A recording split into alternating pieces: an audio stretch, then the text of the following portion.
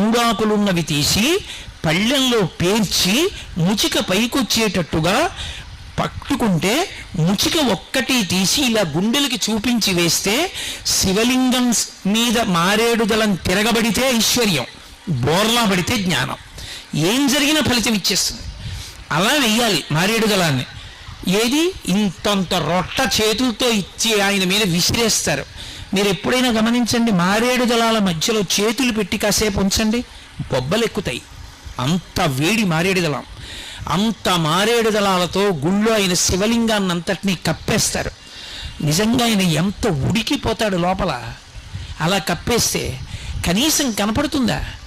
ఆయన అంతటా ఉంటాడు నిజమే. భక్తి అన్న మాటకి ఉన్నాడన్న మాట ఒకటి ఉందిగా. ఏది పూజ అసలు? అసలు ఆ భావన ఎక్కడుంది?